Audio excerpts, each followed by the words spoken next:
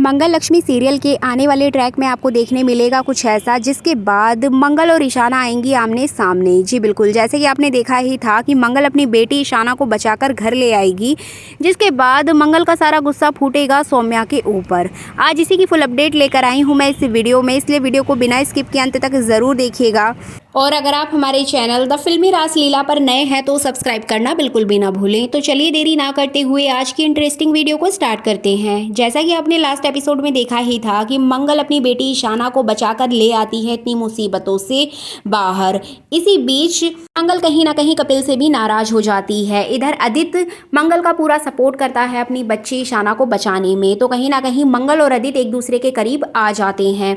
इसी बीच आने वाले एपिसोड में आपको देखने को मिलेगा कि मंगल यहाँ पर अपना सारा गुस्सा सौम्या के ऊपर निकालते हुए नजर आएगी। एक्चुअली सारी जिम्मेदारी आदित्य और सौम्या की ही थी उसके बच्चों को देखने की, लेकिन सौम्या ने अपनी जिम्मेदारी सही तरीके से नहीं निभाई। इसी चीज को लेकर मंगल यहाँ पर सौम्या को बहुत ज्यादा खरी खोटी सुनाते हुए नजर आएगी। आदित्य यहाँ पर मंगल को रोकने की कोशिश करेगा, लेकिन मंगल उसकी भी नहीं सुनती है और कहीं ना कहीं यहाँ पर सौम्या की बहुत ज्यादा इंसल्ट होगी। इसी बीच यहाँ पर ईशाना आती है और ईशाना उल्टा अपनी मम्मी को ही सुनाने लग जाती है, क्योंकि उसको ऐसा लगता है कि उसकी मम्मी उसको बिना बताए घर से चली गई थी, इसी वजह से आज उसकी ये हालत है, उसकी ये कंडीशन है।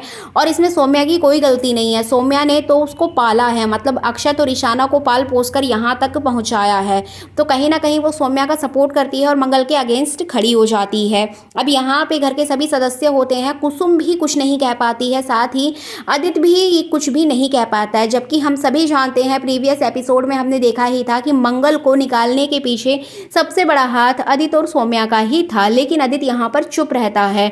जिसके बाद मंगल यहाँ पर अपनी गलती एक्सेप्ट कर लेती है और बोलती है कि हाँ ठीक है बेटा, ये सब कुछ जो भी हुआ मेरी वजह से हुआ, क्योंकि वो जानती है कि अभी ईशाना की आंखों पर सौम्या के नाम की पट्टी बंधी हुई है। अगर वो कितना भी अपनी बेटी को समझाएगी तब भी उसकी बेटी नहीं समझने वाली, जबकि उसका बेटा अक्षत अपनी माँ और अपने पापा को एक करने की हर एक कोशिश करता हुआ नजर आएगा।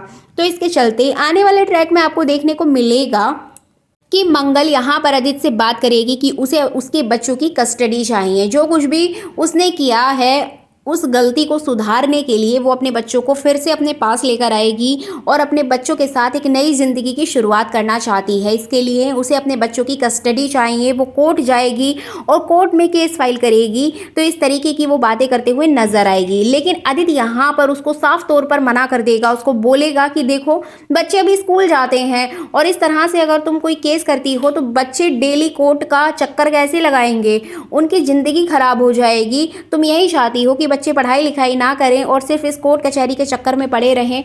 तुमने तो अपनी ज़िंदगी बर्बाद कर ली है मंगल, अब तुम चाहती हो कि तुम्हारे बच्चों की लाइफ भी खराब हो जाए। तो इस तरह से आदित्य उसको बहुत लंबा चौड़ा लेक्चर सुना देता है, लेकिन यहाँ पर मंगल अपनी बात पर अडिग रहने वाली है। जी बिल्कुल, मंगल अपनी बात पर अडिग रहेगी और वो अपने बच्चों की कस्टडी के लिए केस भी लड़ेगी। लेकिन इस बीच उसकी लाइफ में बहुत सारे टर्न और ट्विस्ट भी आएंगे। अब सबसे बड़ा टर्न और ट्विस्ट तो तब आएगा जब ईशाना अपनी माँ से बोल देगी कि वो चाहकर भी उसके पास नहीं जाएगी। आप चाहे कितने भी कोर्ट केस कर लीजिए, लेकिन हम अपनी कस्टडी आपको नहीं देंगे।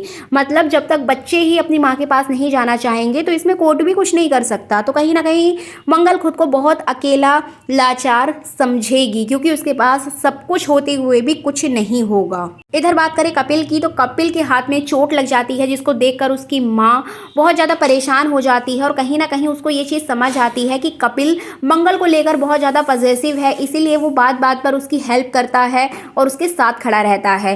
तो इसी वजह से वो अपने बेटे कपिल से कहेगी कि तुम एक बार मंगल से बात करो और तुम उससे शादी करने के लिए कहो। एक्चुअली वो समझ जाती है कहीं ना कहीं कपिल के मन में भी मंगल को लेकर बहुत कुछ है, तो इसी बात को वो क्लियर करने के लिए अपने बेटे से बात करती है और कहती है कि तुम प्लीज़ एक बार मंगल से बात करो और इस रिश्ते को आगे बढ़ाओ।